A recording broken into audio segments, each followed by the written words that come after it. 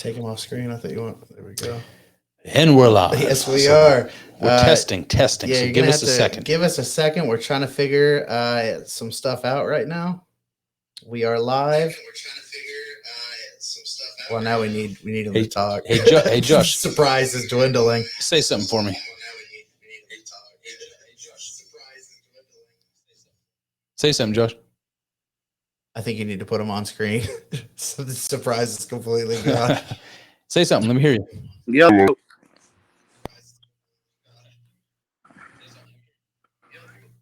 Did it come through? I think I can hear him. Say something more than that.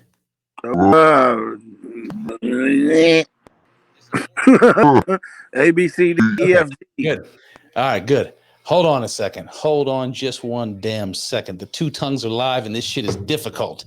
Hold on. We're figuring it out. Hold on. We're going to do this. Hold on. We're going to do this. That's what we're going to do. We're going to do this shit right here. Then we're going to do a little bit of, oh no, we're not doing that. We're doing this shit right here. And a little bit of this shit right here.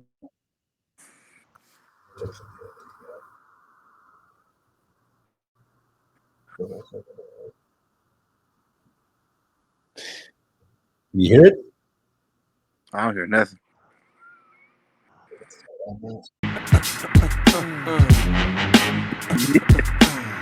I can hear it.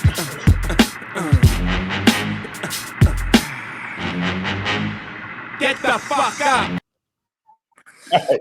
That was All right, and we're live. that wasn't the beginning. But that'll work.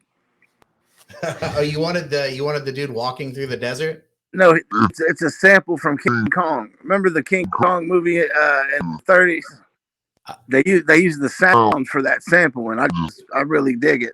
The intro to that song is awesome. We fucking blew it. So. Yeah, we blew it. This has been a disaster, but that's all right. We're trying to do a little intro music for Josh joining the podcast. Josh hasn't been on the podcast since It's been a minute. Season two, early season 2, maybe. Yeah. In honor of WrestleMania, we've got entrance music tonight. But I'm an avid listener. Just because I ain't been on don't mean I don't know what y'all been talking about.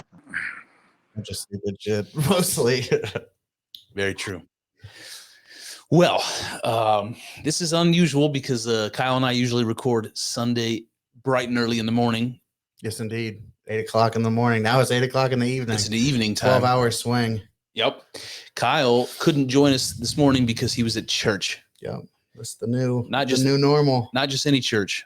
But Eastern Orthodox Church. let me interrupt at this point, sir. Yeah, go ahead. Kyle, What's up, dude? I've always known you to be, I don't want to say the wrong thing, somewhat of an atheist. Is that the right word? Oh, yeah, for sure. Okay. And Well, no, I mean, the last few years I haven't been. I had a coming out of my atheist phase into kind of like a new age kind of, like the kind of stuff Chris is into, the psychedelic spirituality. And that was my transition into a more mystical version of Christianity. I get that.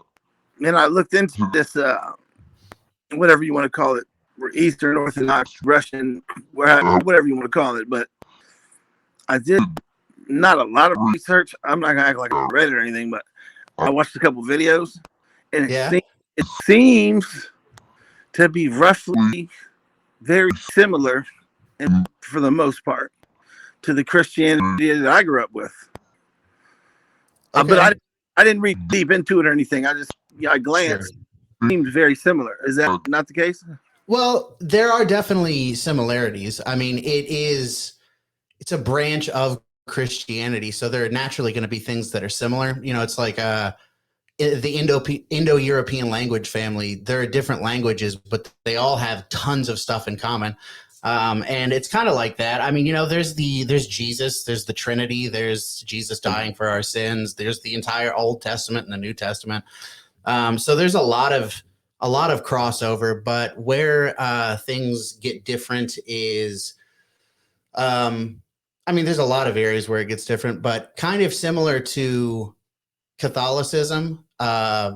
Eastern Orthodox has an appreciation for saints and things like that. They venerate saints. They use holy icons, which are like paintings. I think if you went to an Eastern Orthodox divine liturgy, I think that you would say that they have a lot that is different as well. 100%. And I'm open too. But yeah, man, you should. There's a bunch of Orthodox churches down in Columbus. Well, I mean, at the risk of offending you, you're my man. I don't know. I want to offend you, but no. When you say that there's similarities to Catholicism, I've always been a deep believer that Catholicism is a fucking cult. A cult? Yeah. Yeah. I mean, I hear you. I'm not like a huge lover of the Vatican. That being said, I think that Catholic people I know a lot of really good Catholic people who I think are good Christians. I do have trouble with the Vatican, particularly. I mean, I have trouble with the Vatican going back a long way, just from my like cursory understanding of the history. But I particularly have a problem with the current Pope. I'm not a huge fan of that dude. That honestly, I went to a catechism class for Catholicism. My friend Joe, who might be on the podcast soon, he invited me. I didn't really know that's what it was. I don't know what I thought it was. But I went to it, and when I realized that it was, a class that if I continued doing it, I would be Catholic at the end of it, I was like, no, I don't think I don't really want to do that. But to address what you're saying about them having similarities, there are some similarities, but there are tons of differences too. I mean, so to address like the history of that, in the year 1054, the Catholic Church and the Orthodox Church were one church. And, depending on who you ask, which side of the story, they all have their own reasons for why they say it happened. And I mean, to be fair, a lot of it was political, but a lot of it was theological as well. But no, they have big differences. Like there's not one guy in charge of in charge of Orthodoxy. It's broken up into patriarchs, and it's just a more, not so top down. Yeah, no pope, but they still have patriarchs. Yeah, which is basically cardinals or archbishops. Okay, yeah, I think archbishop is, but I'm not sure. Well, let me tell you, Josh. I went to Orthodox church with Kyle last Sunday, and I've never been before, never. And when you pull up to the church, it's like a relatively small church, nothing like super huge or fancy. But the moment you walk into that church, it looks like nothing you've ever seen before. I'm talking floor to ceiling murals of angels and Jesus and the apostles and like stories from the Bible painted from the ceiling to the floor. And they have a huge dome in the middle of the building that lets light in. And even the dome is painted. And there's like a chandelier hanging from that dome. And there's little portraits all around the chandelier. I mean, it's like the craziest thing you've ever seen. And it's like if you couldn't read the Bible, you could see the stories painted all over the church. It sounds really sweet. I mean, like I said, I haven't read enough about it. I don't want to, confirm or deny my beliefs at this point. But if Kyle's into it and if my brother's into it, then I'm gonna have to check it out. And at a later date, we can have a deeper conversation. It's cool, man. There's a lot of interesting stuff in there.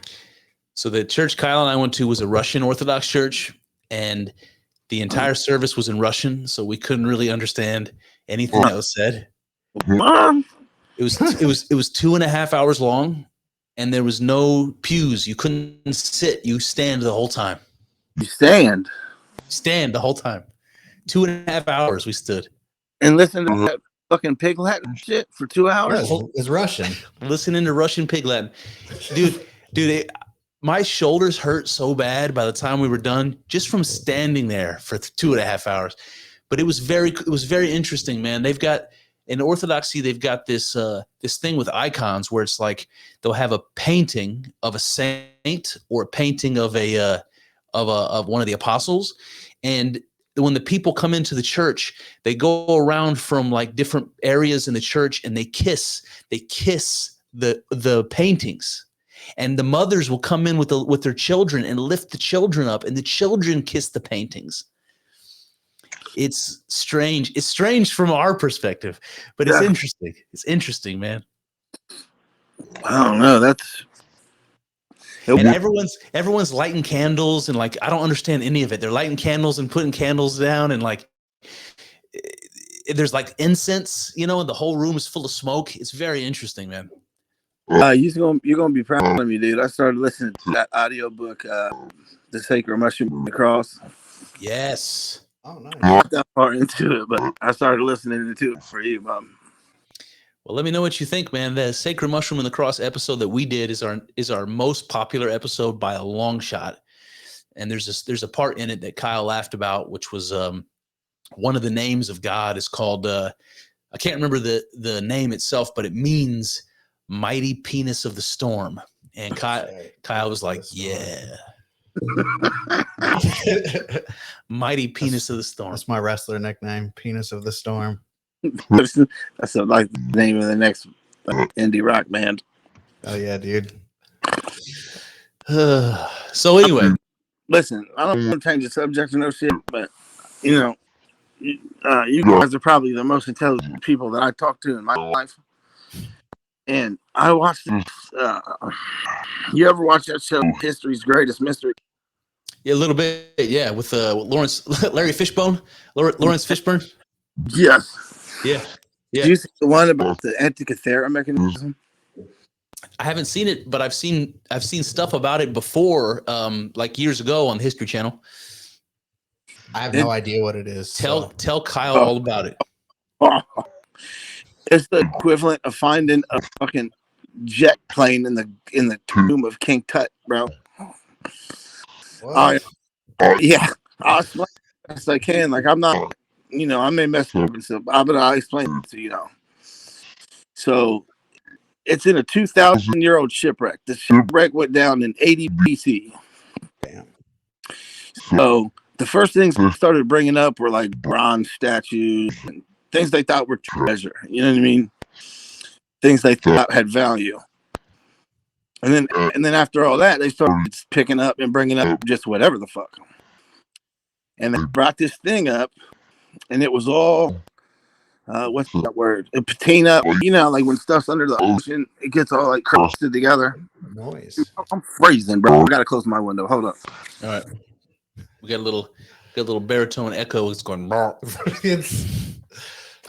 don't know if the audience can hear it. Sounds like the devil is there, like talking behind him. What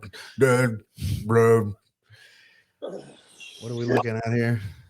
We're looking at a headboard. I bet you. Josh is coming to us all the way from Chillicothe, Ohio, which used to be our state's capital. Now it's what they call in layman's terms BFE. Go ahead. There he is. All right, so they pull this thing up from this boat, and it has the interest.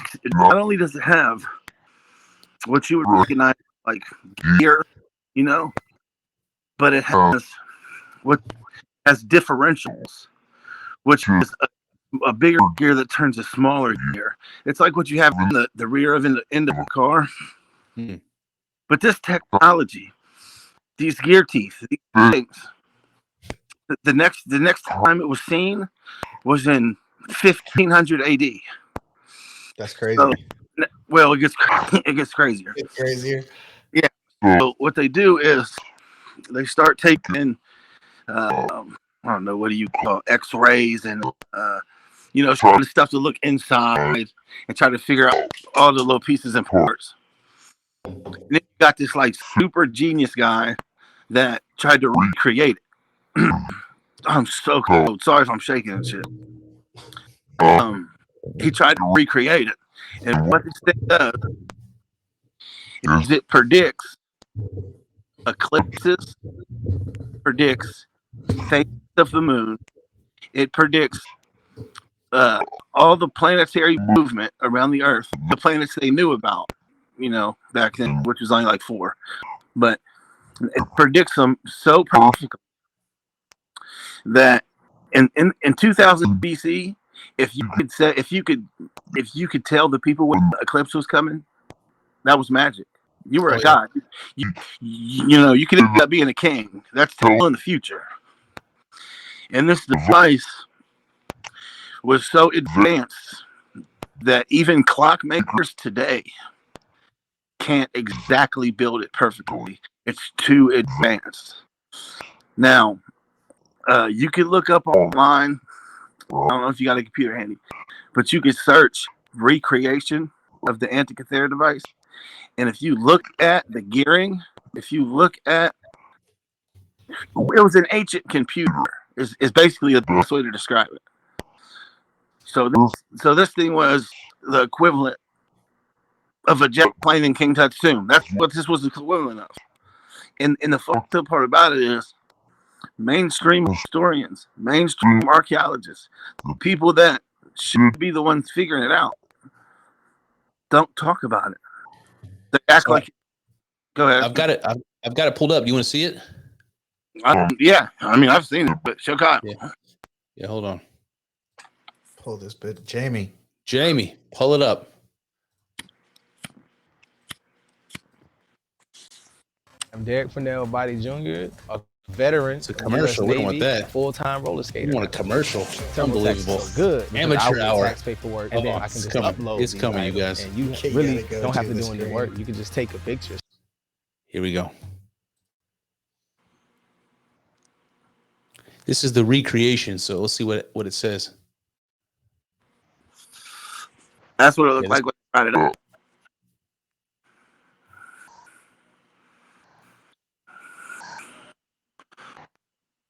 There's like 1,600 different gears.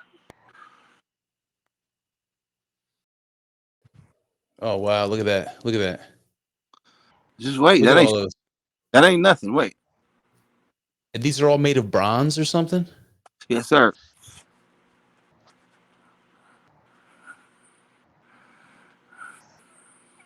Jeez. Look at that. what does it do? Well, he was saying it's like a calendar. It's basically okay. it's basically so it is like a timekeeping device. Yeah. Okay. No. It predicts the movement of the heavens. It even had a marble in there that was half black and half white to show the phases of the moon accurately. Yeah, there it is. Look at that. That's cool. Like constellations, like where the sun is and the constellations. Yeah. Reminds me of the opening credit for the Game of Thrones sequence. Technology like that is still difficult to make it like perfect. But see, the thing, I watched it, and they were trying to. They had like 7 different theories of who might have made it, and because it only lines up perfectly with the heavens at 35 degrees longitude.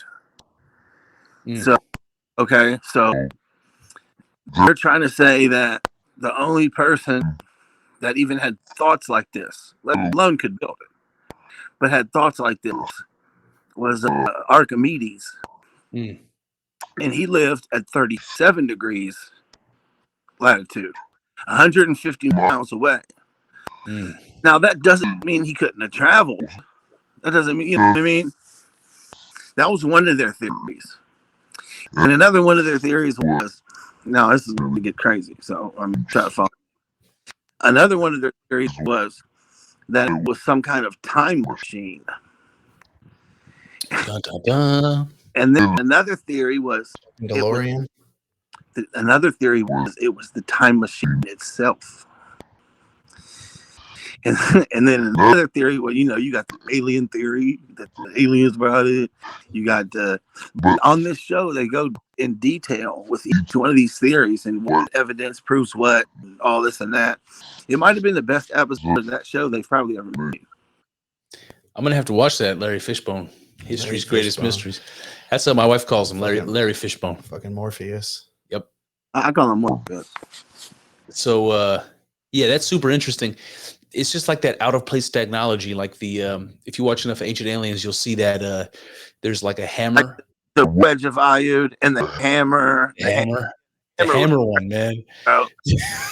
I've not watched a whole lot of that. So there's a hammer that they found. I don't remember the details, but the handle of the hammer.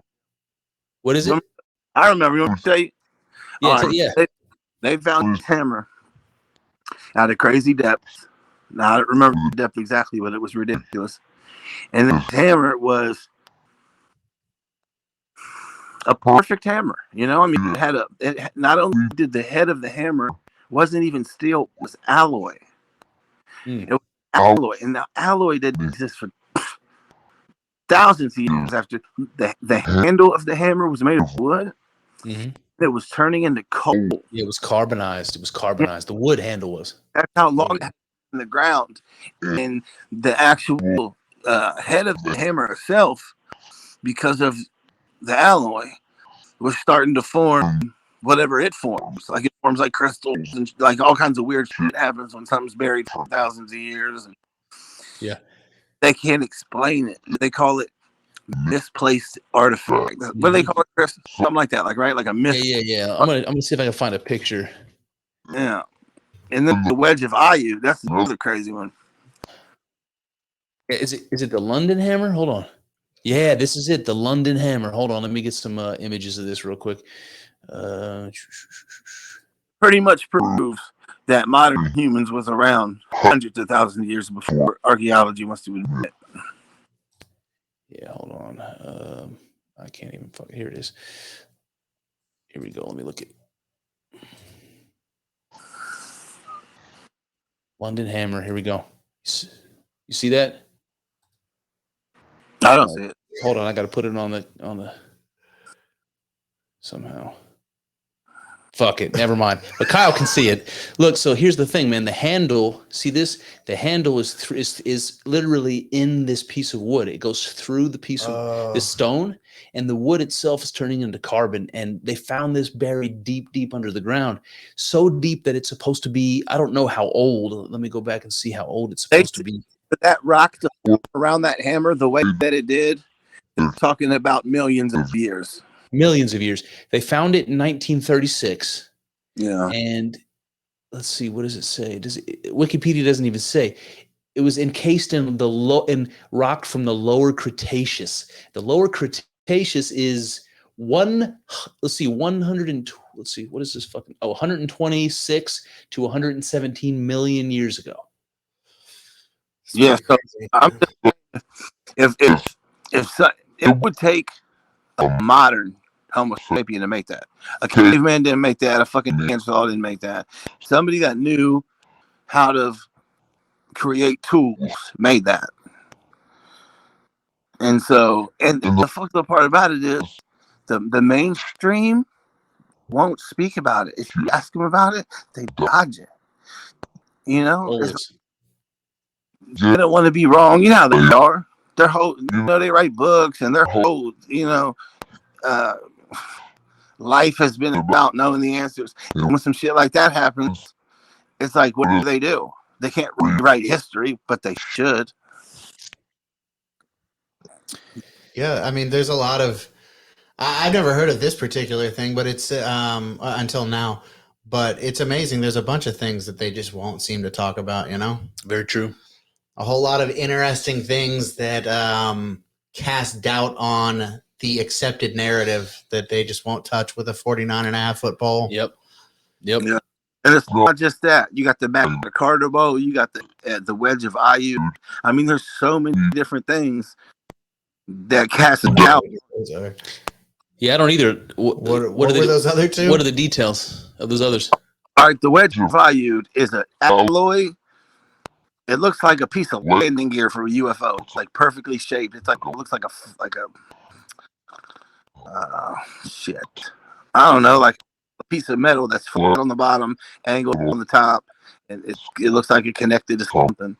But anyway, they found this in an archaeological dig, and it's made of some type of alloy, and the alloy that they drew a hole in it because, you know, they test all this shit the best they can. They drew a hole in it to take a sample, and the people that took the sample said that the metal, the alloy that's in this, is not from Earth. Oh shit! Really? It's like the dagger they found in King Tut's tomb, where it was a steel dagger or iron or whatever. Iron, right? It was And they, meteoric iron. yes, yeah. They so it was before the Egyptians learned how to smelt iron ore. So where did the iron blade come from? It turns out it came from a meteorite. Yeah. Yeah. And you know how hard it is to form a meteorite if they're so brittle. If you try to heat them up and smack them like you would do regular steel, that would just shatter. So to make a blade, you know that blade was in that tomb for however long and still razor sharp, and it still has no rust on it. Yeah, it has no rust on it. That's for sure. Yeah, it's crazy. So that We're about to switch gears here because I got to ask you something. You got what?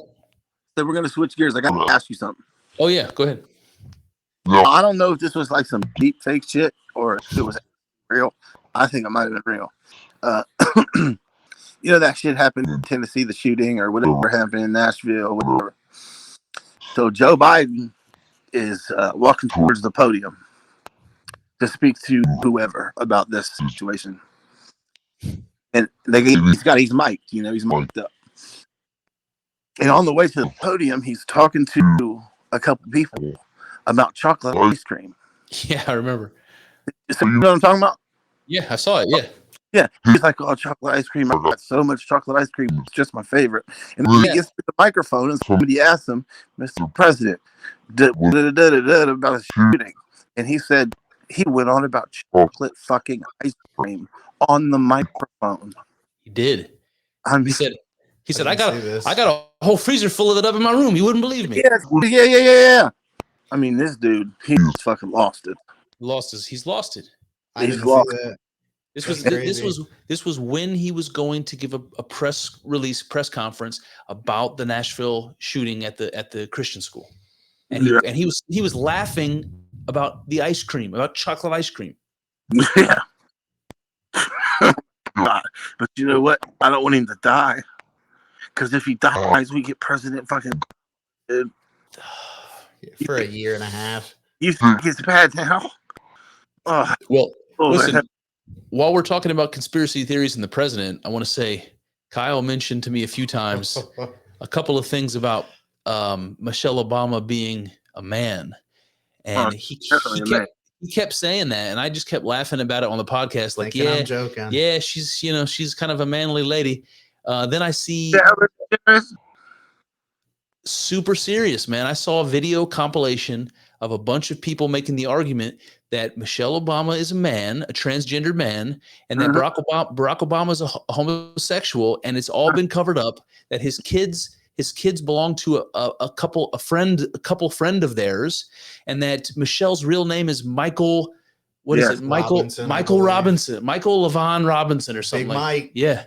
And then they show Barack Obama saying, "Yeah, Michelle will be real mad at me if I did it more than once." More than once. Yeah. Dozens of times he's referred to her as Mike. And to be honest with you, Barack Obama's like, he kind of comes across as a gay man. He does come across like he's not effeminate, but he comes across a little bit like a gay man. The type of dude who you know in real life, and you're like, I mean, this dude's, you know, he's not like the manliest man, but you don't necessarily think he's gay, and then someone tells you he's gay, and you're like, oh, yeah. And Michelle is a big lady, you know, like she's like a linebacker, bro. She's like as tall as Barack. They said, look, they said you can do this test.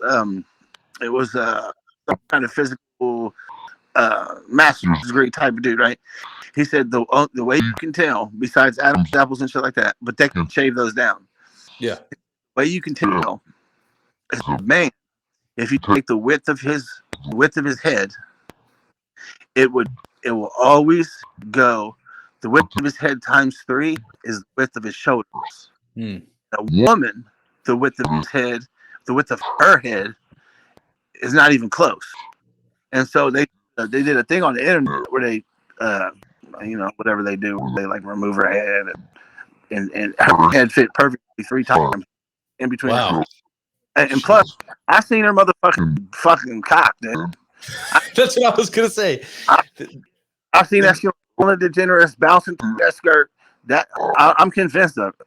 Dude, that as soon as you were done talking, that's what I was going to say. The most compelling thing that I saw about this, and people say this is the most right-wing, outlandish conspiracy theory, and maybe it is. No, it's but not. but when she was dancing on the Ellen DeGeneres show, and they slowed down the camera, and they show you the crotch. There's a moment, more than one moment, where she's shaking her hips, and you just see, whoop.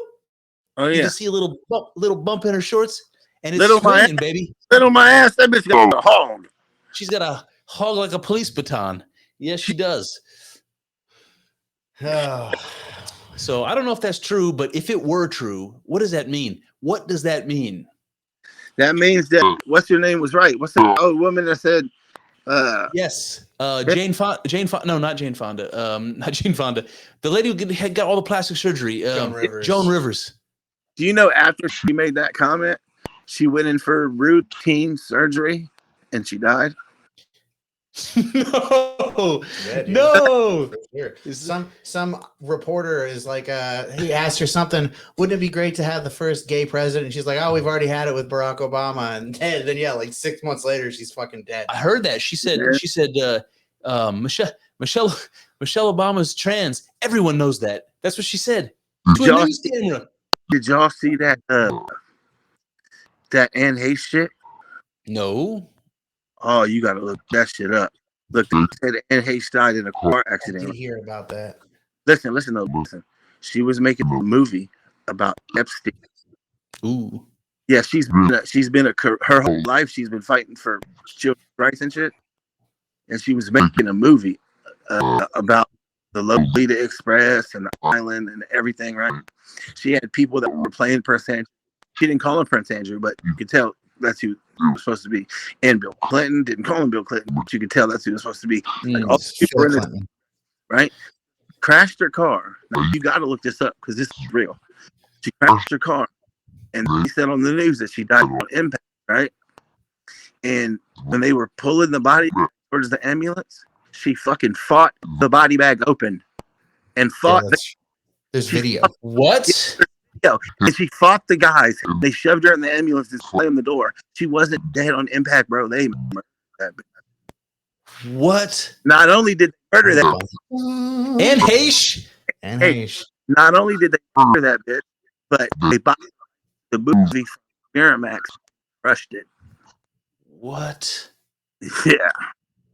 Look it up, bro. If you don't believe it, you gotta see the video of her right now. Body bag. Look it up right now. Hold on. They say the same thing about Chester Bennington and Chris Cornell from Linkin Park too. Or no, Chris Cornell's not from Linkin Park, but you know what I'm trying to say. Yeah, they say that they both had some kind of information about some kind of sex trafficking ring. And oh my God. Anne Hayes wakes up in a body bag. Hold on, wait. She bites the body bag open. Hold on. If she was dead on impact, how did she right cross that dude? Hold on. Here we go. I'm gonna see if I can get this for you. Down here, yeah, here we go. Unbelievable. Oh my God. Here we go.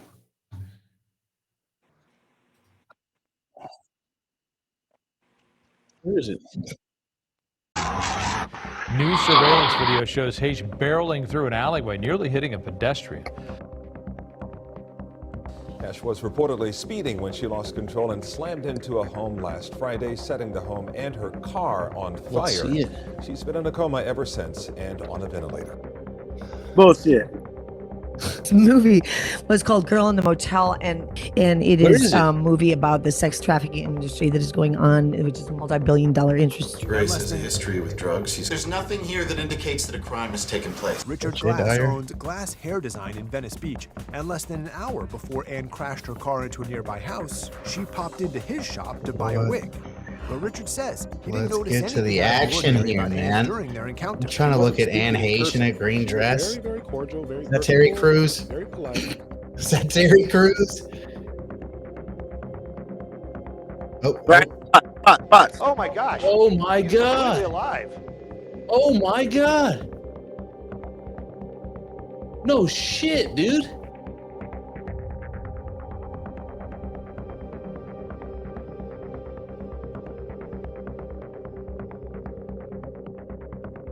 got her. Oh, God.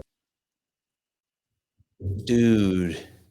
And they said that this official story was that she died on impact? Did you kick Josh off? Hopefully not. Yeah, here we go. So was that the official story that she died on? The story was she was brain dead on impact. How is she brain dead on impact? Is she fighting out the bag? She set up. I didn't know it was brain dead on impact. I thought it was dead on impact. Yeah, whatever. She was supposed to be dead, but she was dead enough to snatch the fuck out of.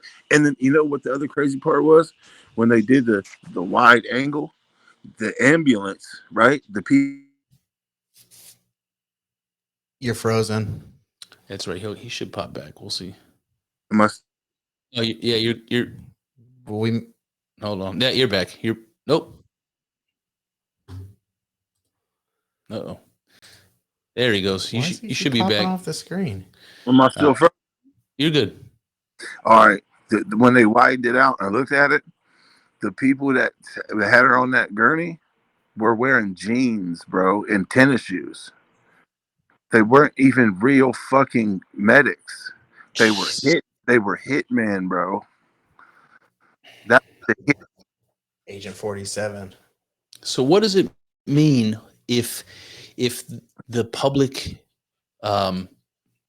story is manipulated to such a degree that the president of the United States could be a homosexual married to a transgender man with fake kids, and the whole world is the wool pulled over the whole world's eyes, and Anne Heche, a fucking very wealthy, very famous actress, gets murdered, and it's covered up, and it's on the news and covered up and right in front of everyone's faces. What does that mean? That means, listen, bro, everything after this is the official story is bullshit. If somebody says the official story is everything after that is fucking horse shit. I pretty much agree with that completely. Now, you heard it here first. I'm telling you, bro, the United States government, especially politicians, you just have to immediately assume they're lying through their teeth at all times. They will never tell you the truth. Never, ever tell you the truth. Even if it doesn't matter, they'll lie anyway. They're fucking demons, bro. And look. I've been trying to figure out for myself, yo, Josh, is you a Democrat? Is you a Republican? What? I've been trying to figure this out, like, really in my mind. And so I'm watching Fox News. I'm watching regular news. You know what? And they're one's worse than the other. I can't do it. All of them are fake as shit. I can't get behind none of it, dude. I feel disgusted about my country, dude. I feel disgusted about the leadership in this country. And I know that, I enjoy, things that this country can provide that, I don't want to live in Guam. You know what I'm saying? Like, I like it here, but I'm just saying these fucking people are fucking demons, dude. They are the... I'm working on that. I don't know how to say it. Listen, the culture, the state of the culture in the world and in our country in particular is bad enough. The fact that we've lost confidence in the legal system, we've lost confidence in the elections, we've lost confidence in the news. Like, those three things are like, I can't imagine a worse scenario in a third world country. I can't imagine. I don't believe anything I hear on the news anymore. I don't, it's like, I don't have faith in the system anymore. And I wonder how intentional that is. And if it is intentional, what in the fuck, man? Bro, there was this dude on Joe Rogan that does these polls 3 years. He does them for 3 years at a time. Did you guys watch the most recent? I think it was like 3 guests ago. I don't ever watch Rogan. Yeah, probably not. I'm listening to the Rick Doblin one right now. Well, check this. This guy does these polls on college campuses, and it travels all over the world on his own dime doing these things. And it was 38% of the people. Hold on, let me get this right. Hold on, fuck that one. The one that was the craziest was 91% of American citizens will not wear an American flag on their shirt. The American flag now is a sign of hate. Really? Really, guys? Sorry, but I mean, it's real, dude. Would you wear an American flag shirt? I mean, it's not my taste, but I would. Yeah. Yeah. I feel basically the same way. My wife bought me a tank top a couple of years ago, and I don't wear tank tops because they're for women as far as I'm concerned. But she bought me one for the 4th of July with a picture of Ben Franklin on it with some cool ass sunglasses, and it says Ben drinking. So we were drinking on the 4th of July. I thought that was appropriate. Chris, can you tell what I'm trying to do with this cursor that's on the screen? You trying to pick your nose with a cursor? What are you doing, man? Get that off the way. It's distracting the shit out of me. That's why I brought it But listen, up. let me change the subject. While we're talking about Joe Rogan, I want to mention one thing. I've been a little concerned lately about my memory. Like I'm starting to notice, get that ginkgo biloba. I'm starting to notice like more and more trouble when I'm trying to come up with a word. Or Kyle mentioned to me once before, like how many times I said something to him that we already talked about, and it just bothers me that's happening. So I got some supplements for my brain and my memory, and one of the supplements I got was Alpha Brain, which is one of Joe Rogan's supplements. He's been selling on it for a long time. And he said, and I've heard him say many times, that Alpha Brain will give you crazy dreams. Yeah, it does. Oh my word! I wonder like Channel Zero, like crazy dreams. Let me tell you, the first night I took Alpha Brain, went to bed. That weekend, we took the girls to a trampoline park, which is like a big indoor warehouse, nothing but trampolines. You jump around, trampolines. I listened to the podcast. You heard that. Man. So I was just coming fresh off of this trampoline experience where I was jumping up and down. I dreamt all night long that I jumped up in the air and then flew like Superman. I flew all night long, just flying around the world, having a blast. When I woke up in the morning, it was like I was never asleep. The dream was so vivid. It was like I went to bed, had my pimp ass adventure flying in the sky, and then woke up and it was done with my flying and back to earth. Did you feel rested at all? Not really. Not that first night. Yeah. But when I woke up, I said to myself, hell yeah, I had a great time last night. Yeah. I had a great time. I had a fucking adventure flying around. It was amazing. That's cool. And every night since then, I've had crazy dreams. I had a dream last night. I met Joe Rogan. I had a dream last night that I was in a cab or a car and with Joe Rogan. And I remember reaching into my pocket and pulling out one of these Two Tongues podcast stickers I had in my pocket. And I went to give it to him, and it was all tattered up. It was all torn. And I was like, oh shit, that one's torn. Let me get you another one, Joe. And I reach in my pocket and I get another one and I hand it to him and I tell him about the podcast. It was just the craziest shit. And it's the most vivid, dream. It's like you don't know that you're dreaming when you're dreaming, but it was like more real than that. Super intense. I had a dream I was chased by a bear. So all night long I was terrified being chased by a bear. Just how dreams are. But it was super, super intense. And I've been really enjoying it to where every night when I lay down and I take my Alpha Brain, I'm like, what's it going to be tonight, Chris? What's it going to be tonight? Have you tried to influence it? Can you lucid dream? No, it's not like a lucid dream, I don't think. I wonder if it would be easier to attain lucidity in a dream if you were taking Alpha Brain. It might be. Because it's so outrageous that you could be like, this is a fucking dream. I had such a good time in my dream. I had such a good time, dude. You have good recall of it? It's faded, but like usually they fade really quickly and you don't even remember the details. These I maintained like details throughout the day. So it was more like memorable. Yeah. Cool. I had a sexy dream about my wife. Oh. And it was like all night long, me trying to get her. And it was just nonstop. Every time we got done, I was just cornering her in another place, going back to town all night long. It was intense, man. It was like any dream you might have on a regular night, just ratchet it up to 10. Turn it up to 11. Alpha Brain by On It. This is a good ad. We're going to send this into Joe. This is going to be an ad. What are you doing there, Josh? You falling asleep?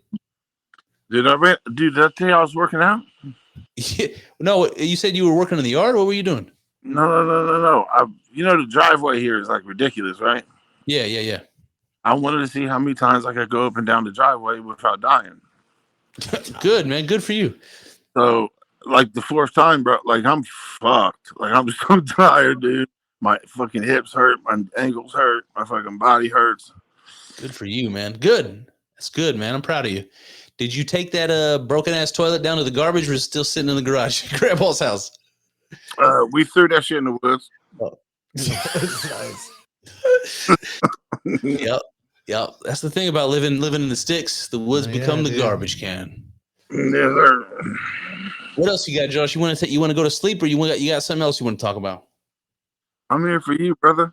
I told you I'm here whenever you need me to be here. I mean, I'm sure I can think of something else to talk about. Excuse me. Well, I had Michelle Obama's a man. I had crazy. So to go back to Michelle Obama's a man, this is not about her. It's about Barack. But I told you when you text me about that. About Larry Sinclair? Did you look that up? You know about that, Josh? Larry Sinclair? I don't think so. Okay, so Larry Sinclair is this fella who was a male prostitute in the Chicago area. And he did and got a dick from Barack. Yeah. Yeah. When Barack was a state senator, before he was the senator, they set up a little rendezvous, and this guy says this anyway. This hasn't been confirmed by anybody but Larry Sinclair, but he says that he told Barack that he needed, a condition of the rendezvous was that there needed to be some cocaine there. So Barack got the cocaine. They got into a limo together, and Barack pulled out a package of crack cocaine and a glass pipe and started smoking crack while Larry Sinclair was smoking Barack's pole. Whoa. That's Larry Sinclair's story. I've heard that story exactly like that. And there's also some speculation. Do you remember Barack's pastor, that very controversial black preacher, Jeremiah Wright? Yes. There's some speculation that they were an item. Really? Yeah. But it's all speculation, Yeah, I haven't heard that one. Yeah. I like to believe it just because, I like I want things to be true. See, I don't. Go ahead. Listen, indictment of Trump. See, listen, let me tell you something. This right here is the dumbest shit you could ever arrest that man for, because this is the whole case, right? Like, he paid her off. Well, he didn't pay her off. He paid his lawyer. He paid his lawyer bill. Like, his lawyer bill came and he paid it. And then his lawyer used the money to pay off Stormy Daniels. So they arrested him for using campaign funds to pay off the prostitute. But it's a dead case because all he did was pay his lawyer bill. The lawyer did that shit. Plausible deniability. And it's going to skyrocket his popularity. Not only is he not going to go to jail, the fucking Trumpers are going to rise up. I think he's going to win this shit by a landslide, guys. I mean, I thought that last time too. Yeah, I did too. And I'm not saying that he didn't, to be fair. I'm saying that I believe, I don't know if I should say this outright on YouTube. You'll get in trouble for this kind of stuff. I'm not 100% sure that all of that was legit. We'll just put it that way. I don't want to be too specific. And I have no reason to believe that they won't do that again. Zero reason to believe they won't do that again. So I've been listening to Vivek Ramaswamy, who's going to be running for president as a Republican. He's running. He's announced. He's from Cincinnati. He's from relatively our neck of the woods, and he's a young Indian fella. And I like what I hear so far, man. And then you got DeSantis in the mix, and I wonder whether Trump's just the overwhelming hate for Trump is going to put him at a disadvantage, mainly from moderate Republicans, over someone like DeSantis or Ramaswamy. I don't think DeSantis has a chance in hell. You don't think? You know why? Why? Because Trump has already targeted him, and because in these what you would call flyover states, You know what Yep. I mean? All Yep. the Midwest, all the South, all that shit. They love fucking Trump. I don't know why, but they do. I mean, all these fucking states love Trump. And Trump is already hitting with little insults and nicknames. And well, I don't know what he called them. I mean, there was some, I can't remember them all. He called him Rick de Sanctimonious, which Yeah. is not his best work. Well, yeah. Well, all I'm saying is those small little things by themselves almost completely removes him from the equation. You think? Oh, yeah. I'm not convinced of that, but see, it kind of seems to me like that worked really well against Hillary, but I'm not sure how well it's going to work against DeSantis in the primary. I don't know how well it's going to work. In fact, because to me it comes across as unnecessary, especially now. Like if it came down to Trump and DeSantis, go ahead, man. If you feel like you have to be dirty at that point. But why do it now? It doesn't seem appropriate to me. Because Trump is immature. He's a fuck boy.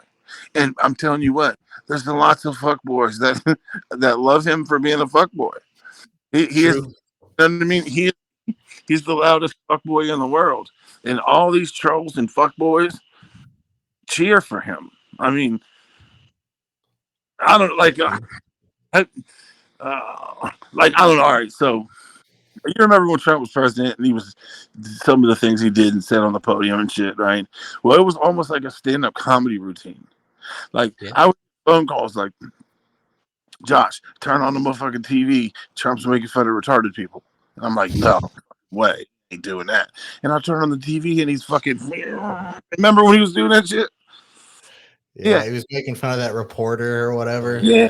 And then a couple weeks after that, somebody called me and they're like, dude, this dude is over in wherever that flood was in Cuba or whatever, throwing paper towels at people. I'm like, doing that. You can't be doing that. And I turn on the TV and he is fucking shooting. That's the one.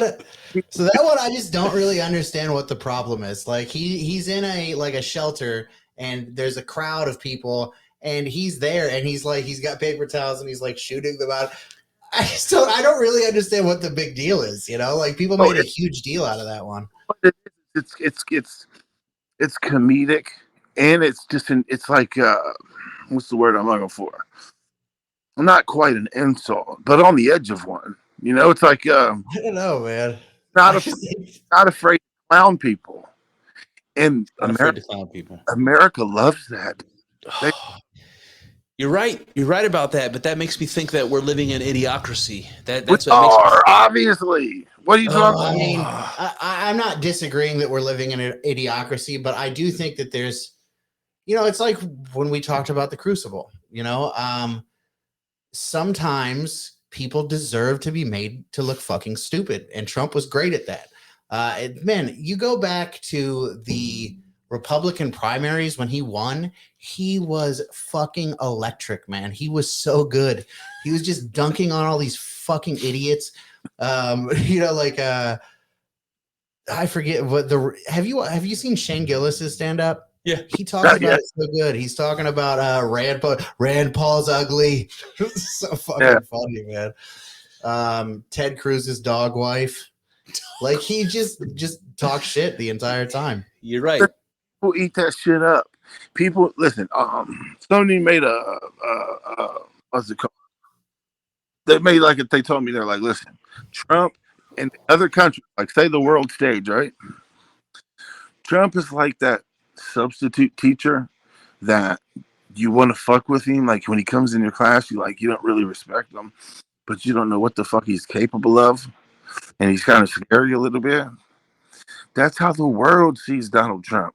They make fun of him and all that shit, but they know he'll lose his motherfucking mind. He will punch you in the face. Joe Biden wouldn't punch shit. Okay, shit. Donald Trump's the kind of guy that would send an ICBM into your living room. I mean, like we need that. And I know it's ruling by fear and not respect, and that's awful and all that shit. But goddamn it, I'll take it.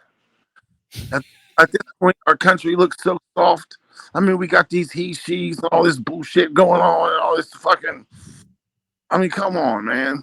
We need somebody to snatch his fucking balls up and get up there and be a man's man and tell Putin how it is. I mean, this man walked. Do you remember when Donald Trump walked through the demilitarized zone into North Korea by himself? Yeah, it was badass, dude. It was badass. That was first shit. And then when he came back, that Chum Sung King, or whatever the fuck his name is, he stopped pointing his missiles. He completely stopped. Donald Trump walked over in his country and punked him. I mean, what we need somebody that's just crazy. I remember. Do you remember when Trump? I can't remember whose hand he was shaking, but he grabs another world leader's hand and he pulls them over to him. He you did remember? it with a bunch of he just people. Pulls him over and shakes his hand like this is what like we're gonna do this on my aggressively, terms. Yeah. He's one that'll break your fucking knuckles, squeezing your hand just to make a point. I'm sure. And that's who I want. That's who I want leading my country. I don't want this fucking guy that needs a diaper. I mean, this fucking guy that's leading now, dude, it's like it embarrasses the nation. Listen, my desire to see Trump in office again has almost nothing to do with Trump as a person and almost everything to do with the amount of overreaction and hypocrisy poured on him for the last so many years. It's an insult not just to him, but to everybody who doesn't agree with the fucking direction of culture today. And I don't agree with so much of it. I feel like those people need to learn their lesson. They need to know that they can't push the world around. They can't push the country around. And their view is not the majority view, you know? And you can't keep lying to us. You can't keep lying to us blatantly and acting like a hypocrite over and over and over again and expect that people are just going to fucking bend over and vote Democrat. I totally agree with everything you just said. Preach. And the worst part about it to me is that the Democrats used to be liberals. And they're not anymore. They're not even close to liberals anymore. They're the most authoritarian of all of them. It's a complete 180 of the way it was when we were growing up, and I do not understand it. And there's people like members of our family, one of whom lives in your house right now, Josh, who doesn't understand that, who doesn't see that the left is not liberal anymore. They're the fascists that they're pretending that the right is, and I cannot believe it. I cannot believe it. And it's more apparent than ever because they say when they're trying to get elected, they say, "Oh, we're going to bring the world together. We're going to do da da da da." There's never been more separation between people in the history of my life. I can't remember when there was more separation between black and white and Democrat and Republican and everything. Never in my whole life. And is it good? It's not good. Not good for us. Not good for black people, white people, Democrats, Republicans. The only people it's good for are politicians, and mostly liberal left politicians. It's awful, dude. And you know what? It's like I was telling Mom. I said, dude, we just need to get it on. Just shoot the missiles. Let's just go. Let's just do it. Because it's just like I feel like I live in Sodom or something. You know what I mean? I feel like let's just go. I got my shit is loaded. Let's just do it. Let's get it the fuck over with. It's because if I keep having to listen to this fucking idiot mumbling around, I mean, do you guys know about the what's it called? BRICS, all that BRICS stuff? BRICS, yeah. Brazil, Russia, India, China, dude, someone else. Saudi Arabia, Iran, they're about to fucking, our money is worthless. It's going to be so worthless. What happens when we can't pay for nothing? When bread costs $100 a loaf? That shit, I think it's closer than ever. I think this shit could happen any minute. I've been hearing some shit on Twitter that, and like it's coming from fairly reputable sources, that some people are kind of expecting something to go down tomorrow, like tomorrow or Tuesday. Like there's going to be some big drop in shit. It's funny you say that, because I saw a clip, and again, listen, man, this is something I saw on Twitter, so who knows?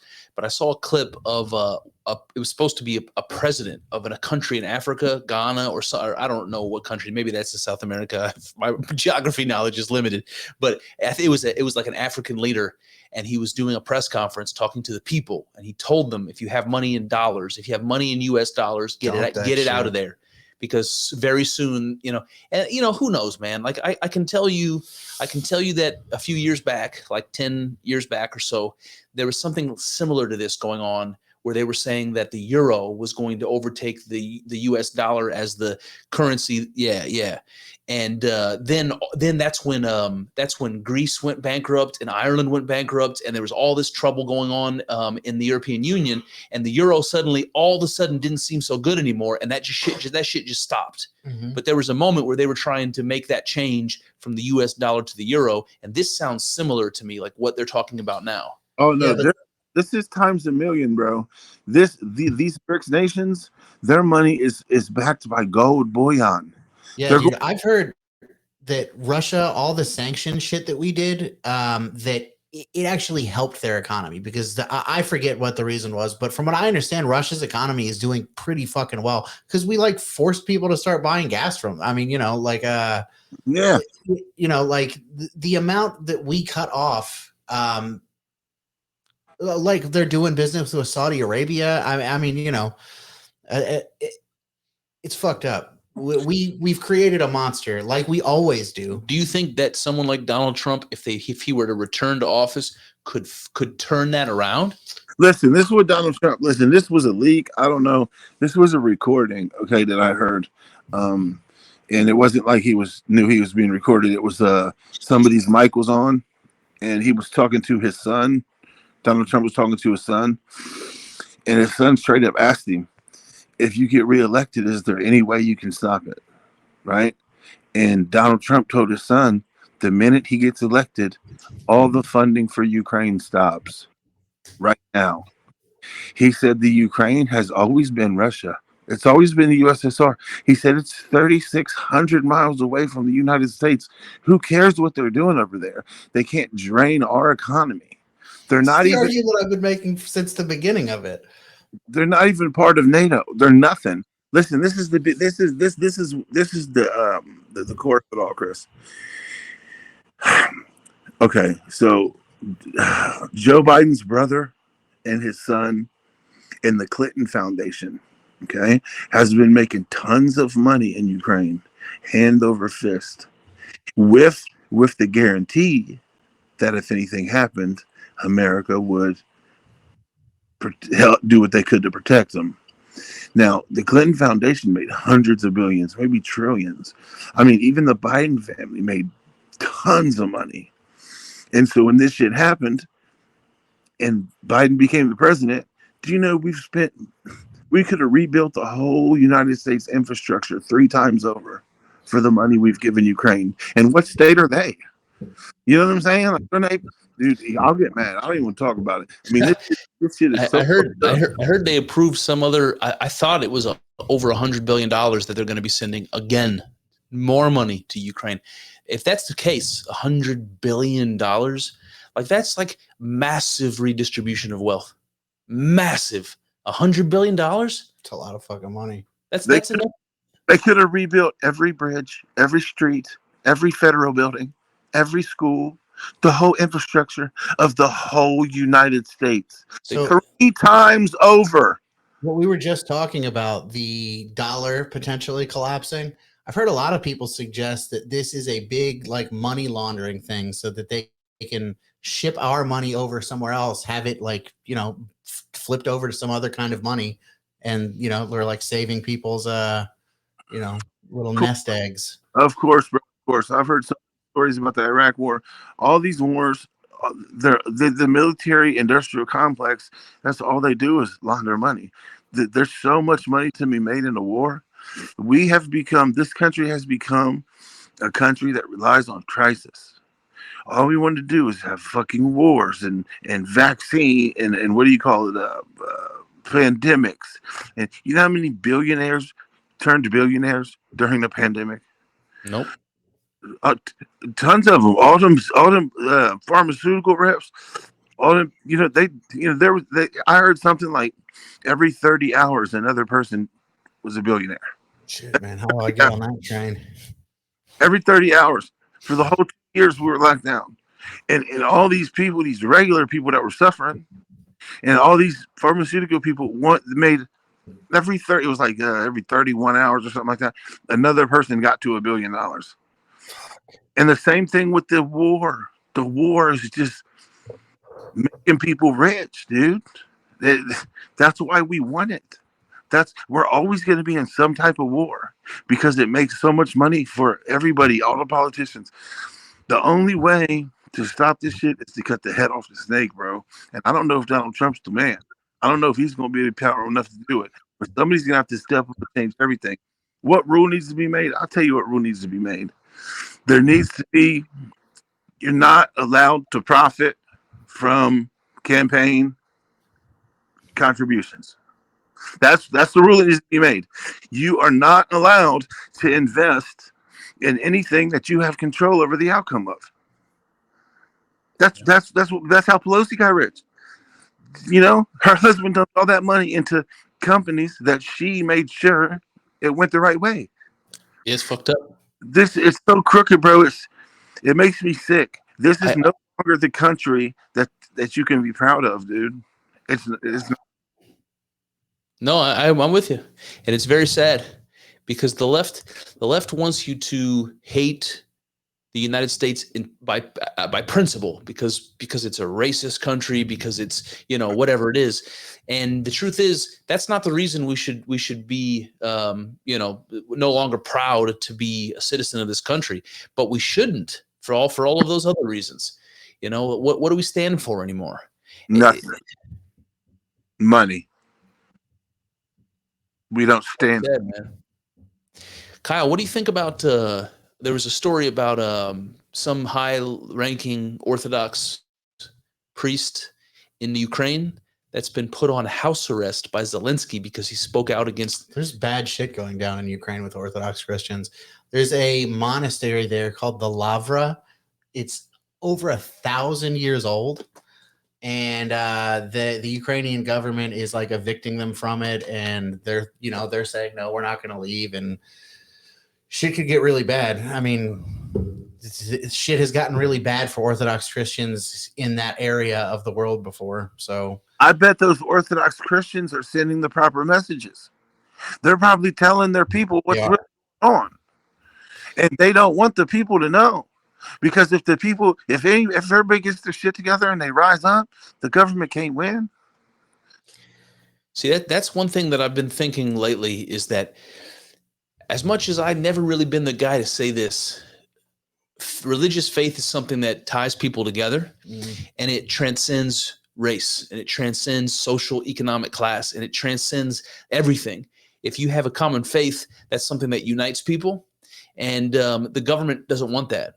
This is why the religion is the They want division. Exactly. Yeah. So if you remember, Karl Marx said that religion is the opiate of the masses.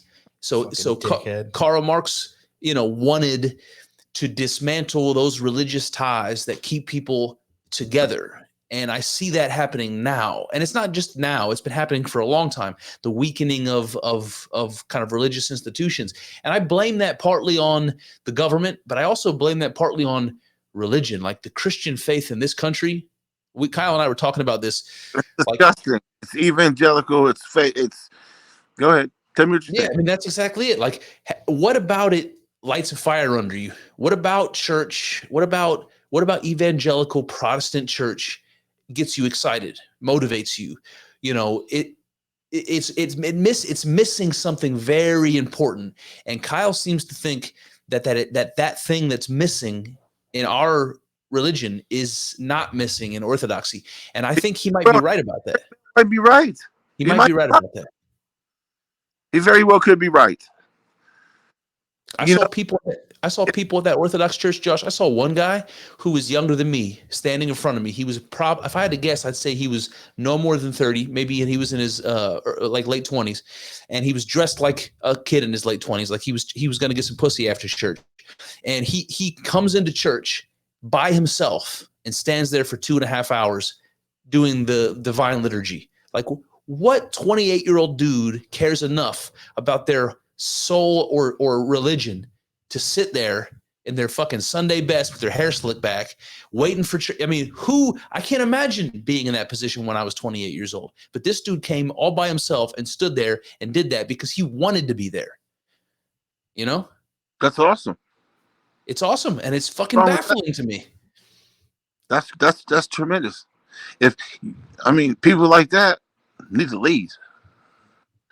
You know, we need to get behind people. Sorry, bro. You're gonna get me fucking riled up and shit. I don't want to get all. That's what we want. I know that's what you want, but I'm tired. Yeah, I definitely think that America and the West in general could use a little bit more of that, that kind of something that is like overarching that people can bond over, that draws people together as opposed to constantly pushing them apart.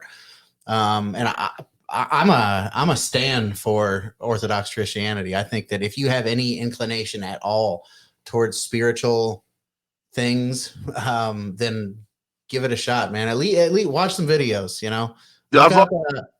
Kyle, I already looked into it, probably a little more than I'm leading on.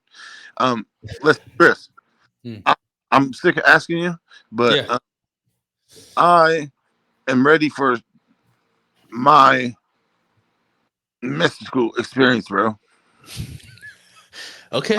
I've never had one, and you're the only guy I know that can make it happen. So make it fucking happen, dude. Well, let me tell you this, man.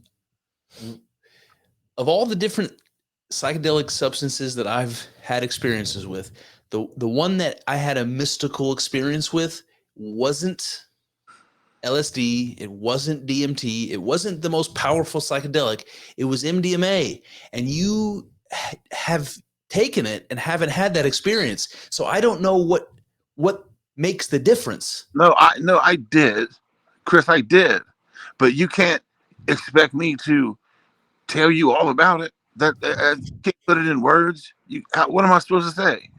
Well, when you talked to me about it, it sounded to me like you had, that like overwhelming feeling of like love and like peace and like everything's all right, and like you had that experience, and that's great. But I wasn't in the correct mind state when I did it the last time, Chris. I need to be thinking about and worried about what I'm thinking and worried about now. I need to put. At that point in time, I was just looking for a good time. I wasn't focused on nothing like this.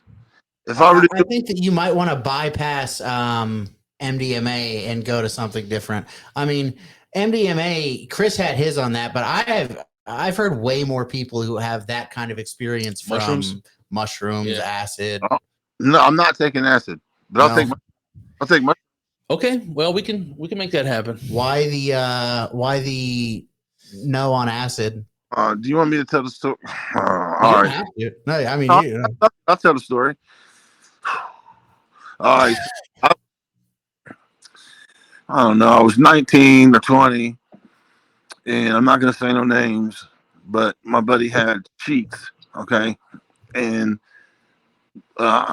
he gave me a little piece or whatever, and he gave everybody a little piece, and I waited, and I didn't feel like nothing happened.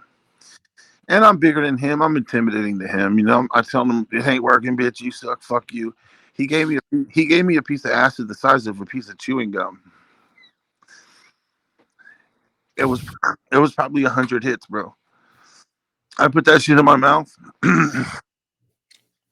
and I sat in a complete dark room and watched a digital clock. Not even a tick, a digital clock tick minutes for 17 hours. It was horrible experience. So I know I did too much. I fucked it up. It's my fault. Blah, blah, blah, blase blue, whatever. Okay.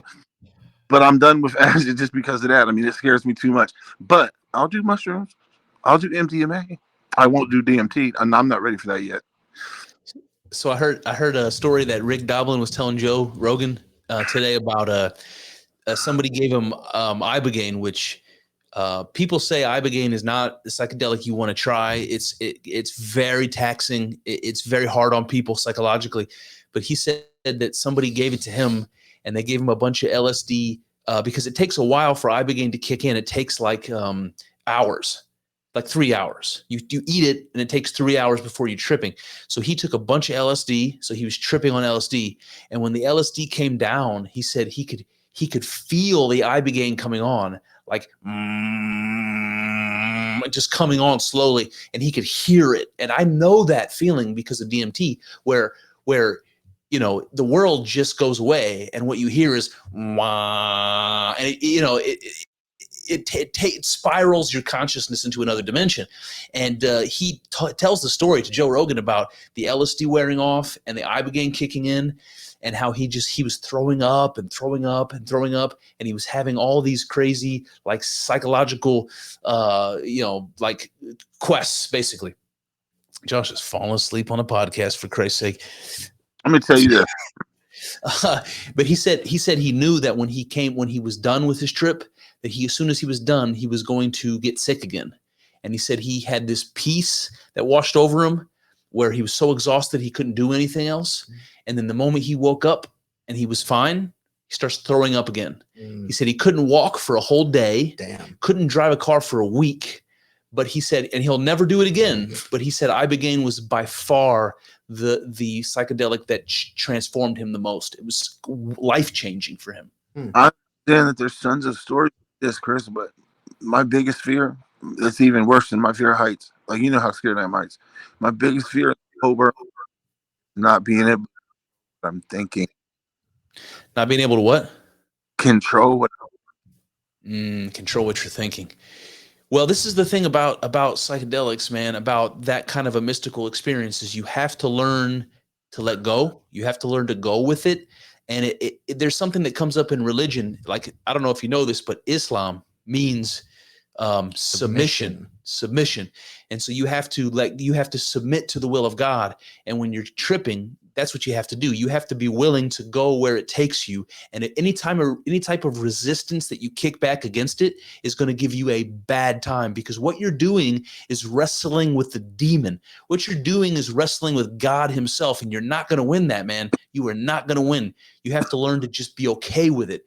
And I remember when I was in a DMT experience that was completely crazy, I remember talking to myself, and I remember saying, yes, yes, yes. I kept repeating that. Like Daniel Bryan. Because I was trying to tell myself that I was giving myself permission to just, whatever was going to happen was going to happen. And until I did that, I was like not having a good time, you know? And I don't know if that's a good time is the right way of describing it, but you can't fight it. You have to go with it. You have to let it wash you away. You have to become one with the experience, you know?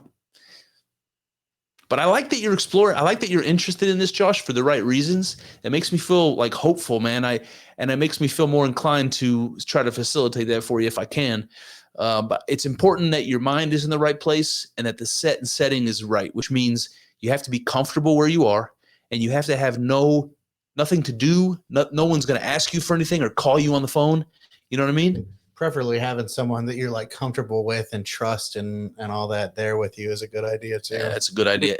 My brother, you know, I mean, I want to be the shaman, bro. I could be the shaman. You know what's funny about that, man? You want to be a shaman. I kind of want to be a shaman. I I heard a thing the other day. It was about it might have been that same podcast with Rick Doblin. He's talking about these psychedelic assisted therapy, like therapists, people that do like PTSD therapy and stuff with people, and they use psychedelics, but they have to be familiar with the psychedelics. Sometimes they use them with the people that they're tripping with. And there's a whole, like, I think it's at Harvard. There's a program for that now. And something about that's attractive to me, man. Can you see me as a shaman, bro? Believe it or not, somewhat. Yeah. You're gonna get like a bone through your nose. Kyle, can you see me as a shaman? No, not in that sense. In the sense that you've already been through it, and if anybody can help me, and if I need his help, I think you can help me through it. Yeah. What bothers me is that I don't have any medical expertise, and if shit goes south, I don't know what to do. You know. I'm CPR certified. You can cut me in. I'll be there. Hold on, time out. Why the fuck? Hold on. You ain't about to give me no shit that I need CPR from, dog. No, it's just just in case. You probably won't need it. No, you probably won't need it, but I have no idea. I have no idea what happens. He doesn't want you to be able to sue him. No, I would never sue him. I don't want anything bad to happen to you, man. That's all. That's the only thing. Dude, you could shoot me in the dick. I wouldn't sue you, brother. I love you, man. I love you too, buddy.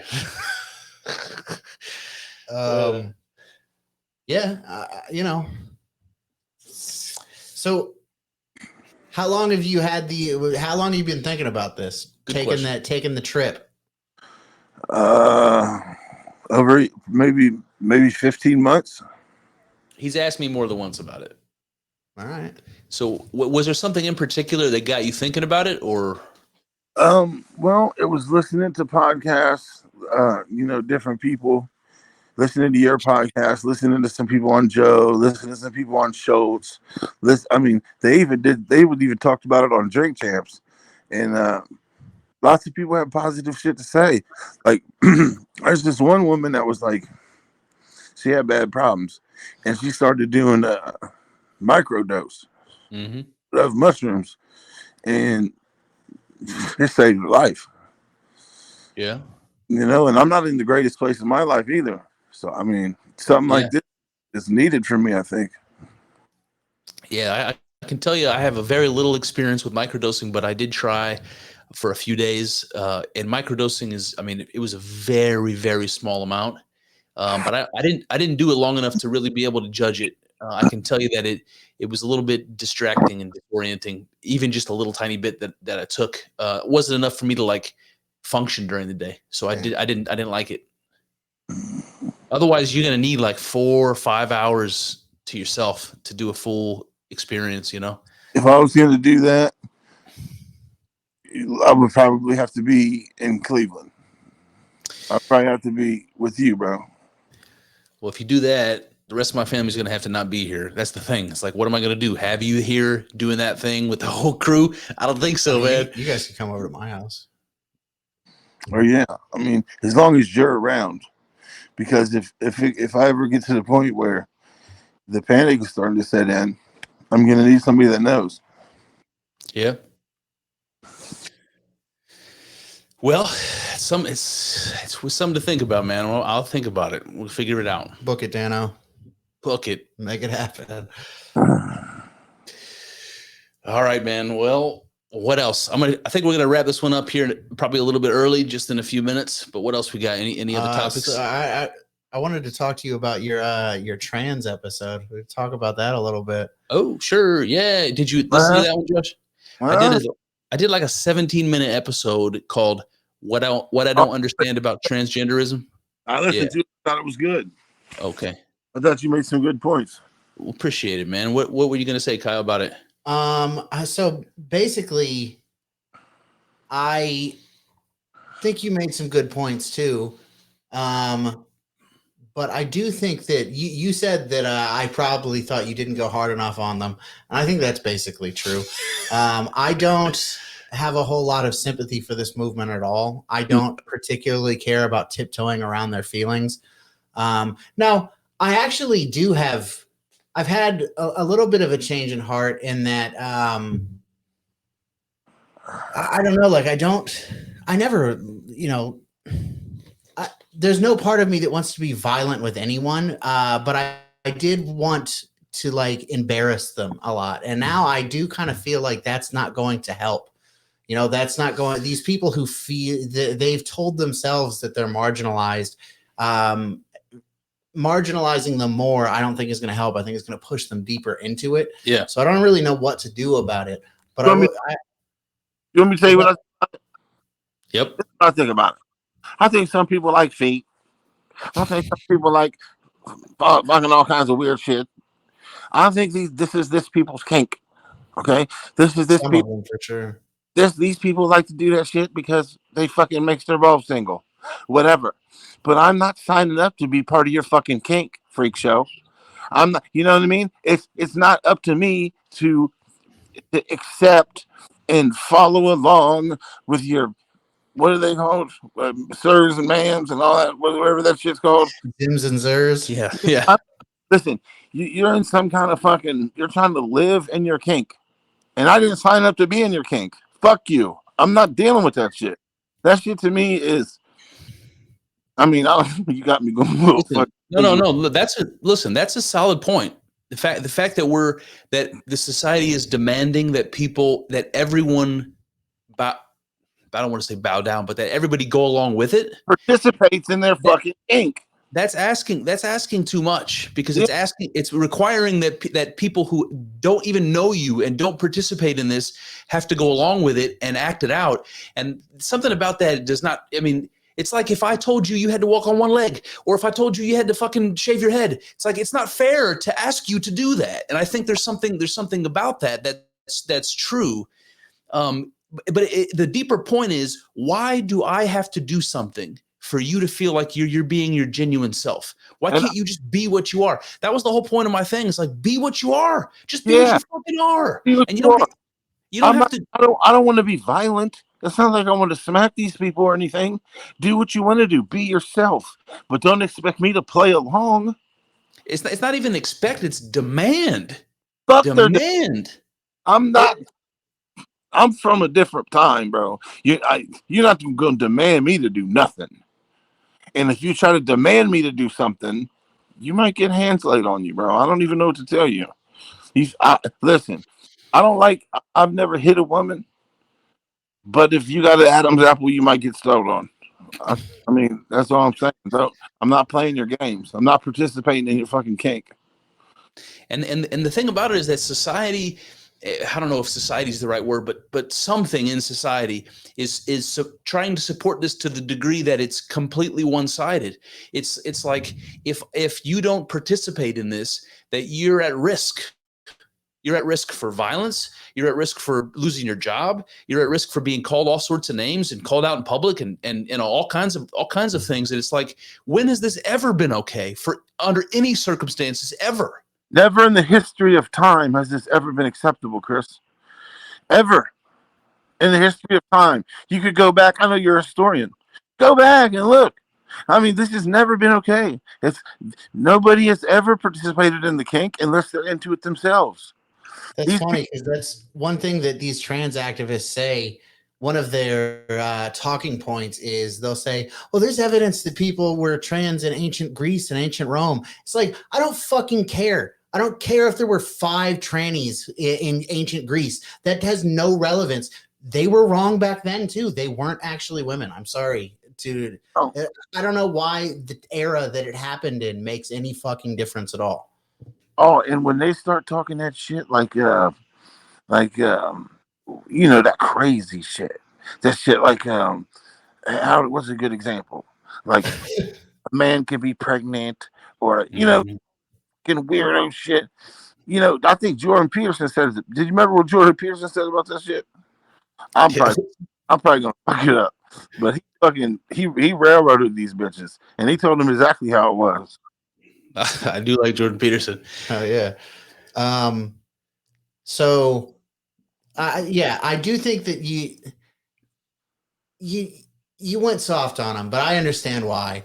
Another thing you said is that you thought that feminism was good at one point, and that gender roles are not biologically defined. And I disagree with both of those things. I do not think that feminism was ever good. And I also think that gender roles are largely defined by biology. Well, gender roles are largely defined by biology. What are we gonna do about these fucking teachers, bro? These fucking 4th graders, how to suck dick. I have an idea of what we could do to them. I mean, oh god, I mean, dude, I'm getting a headache. I don't even want to. This is crazy. Oh man, it's gone way too far. Way too far. I agree with you on that. As soon as they start talking about kids, bringing kids into it, they lost the argument. They completely lost it.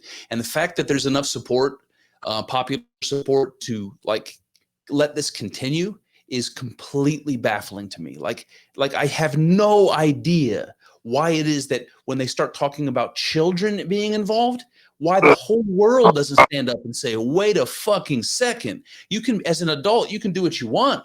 But as soon as you start bringing children into the mix, I mean, Jesus Christ.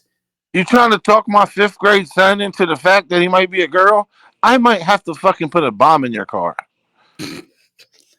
Like what the fuck? That's the kind of thing that they are risking. And the message from the media and from the world seems to be the people that would react violently to that are the bad guys. And I just don't understand that. I don't understand feel like they're the bad guys at all. I feel like they're the true patriots. You gotta protect your kids, man. That's our biological imperative. Protect your kids. You're goddamn right. You're goddamn right. I mean, it's to the point now where these teachers are brainwashing these kids, and the kids go home and they say, "Hey, I'm not a boy. I'm a they them now, and I want to change my name to fucking Tina or some shit." And if the parents discourage that, the kid goes back to school, tells that fucking psychopath teacher, and the psychopath teacher gets your fucking kids taken away from you. Yeah. It's unbelievable. Yep. Oh my God. So that's the systemic problem. It ain't racism. That's the systemic problem. It's the destruction of parental authority. It's the destruction of the family. It's the replacement of the family and the parental authority with the government. That is some fucking overreach, man. That is the fucking line that you cannot cross. And shit, if that continues, it's not going to end well for the fucking government. It's not going to end well. Oh. Yeah. It's not going to end well for the country. It's not going to end well for the economy. It's not going to end well for peace and prosperity. It's a problem. I'm just over here praying for Caesar, like always.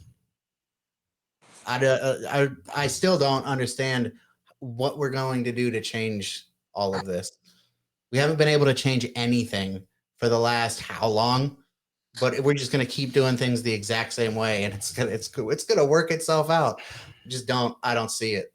Like praying for Caesar. Listen, I do want to say that as far as feminism goes, when I was describing it in that episode, I said that the message to feminism was simple, and that is that a woman shouldn't be restricted to her biologically defined gender roles strictly because she's a woman, that she should have the freedom to be different if she wants to be different. And I still think that's fine. Fine. But that doesn't mean, and I said this in the podcast, there aren't extra steps. That's the point that I want to send home. If you don't want to be a regular normie girl or boy, fine. There are no extra steps needed. Be whatever you want. You don't have to chop anything off. Just be what you want to be. That's it. And you shouldn't be led in any direction by a fucking teacher. And what worries me about that is I remember being a kid and thinking that I remember thinking in certain ways that my teachers had an authority that my parents didn't have. I trusted them and believed them in ways more than I did my parents. Yeah, for sure. Just to address that Twitter follow of yours that I was interacting with, that person sucks. I don't know if you watch the podcast, but you suck. It's like I wasn't even mean. I was just stating my fucking case, and they blocked me. You blocked me because you're a bitch. I hope you do listen to the podcast. You're a loser. So unblock me and we can talk about it. I'd be happy. You can come on the podcast and we can talk about it. Info voy. Well, to be fair, that person said that they almost turned off that episode of the podcast in my opening paragraph because they're lame. Because all I said in my opening paragraph was I probably shouldn't say what I'm about to say because I might be guilty of a microaggression because I might have some unconscious bias that I'm going to get in trouble for. I was using all those lefty terms. Microaggression, then they're too pussy to be in society. True. Well, and that's the whole point. It's like you can't have a conversation if the rules are going to be that I can't hurt your feelings. If those are the rules, then there is no free speech. And you know what? There is no dialogue. There is no conversation. And that seems to be what many people want. They just want to be right and have no conversation. And that's fucking going nowhere. That's going nowhere. True. I was going to say something else about gender roles. So I guess it just depends on what you mean by they should be able to do whatever they want. Like we talked about this before. I don't think that women should be able to be soldiers. I don't think they should be able to be firefighters. I don't think they should be able to be cops. And I don't care if you have outliers who can meet the requirements. Still, no. If you're, I don't understand. What is your opposition to that? Well, like I said already, like last time we had this conversation, if a woman can pick me up on her shoulders and carry me off the battlefield, she can be in the army.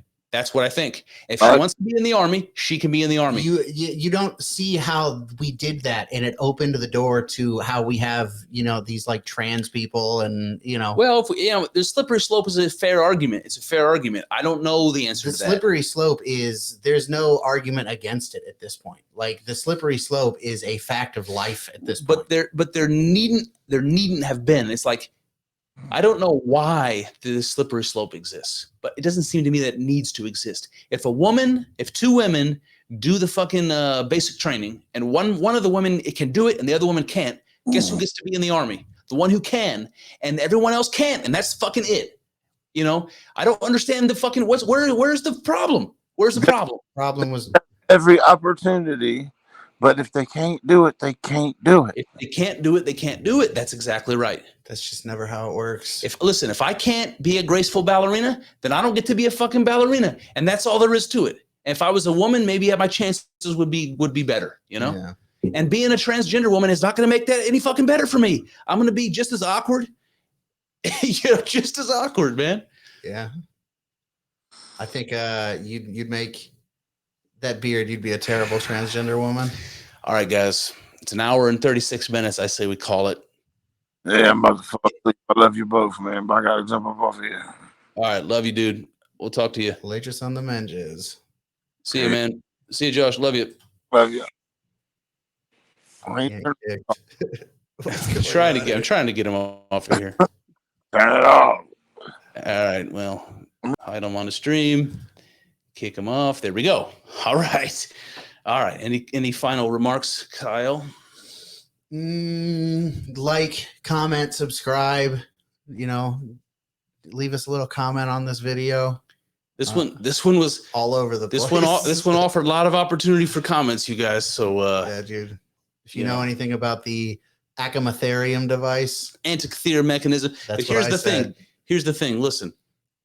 My brother's from a different generation than I am, than Kyle and I are, and the world is in a whole different place culturally. It's a whole different generation. The Zoomers, let's say. I don't feel like I belong to the culture anymore. I think it's passed me by. So I'm a relic, just like my brother, just like my father, just like my grandfather. We're relics of another time, but we're still here and we're still part of it, and we need to be accounted for. And the Zoomers and all of the people that we would consider radical in many ways, maybe you're the future and that's fine. But the future ain't now, buddy. The future ain't now. We're still here. We have to be accounted for. We have to be reconciled to one another. We have to have peace. We have to communicate. And you have to understand there are people like this that exist. Maybe most of us. So your time will come. In the meantime, you got to figure out how to reconcile. You got to figure out how to make peace and how to compromise. You're not right. You're fucking not right all the time. Nobody is. What else, Kyle? I just think that you said that these people with their progressive ideas, or maybe you're the future. I have a feeling that things are going to change. I have a feeling that God is going to throw a wrench into the gears, and that it's going to force people to become more traditional and more conservative. We'll see what that is. Maybe it's this supposed dollar crash that's going to happen tomorrow. I certainly hope not. But tomorrow brings what it brings, you guys. Yes, indeed. And with that, peace. Cue the music.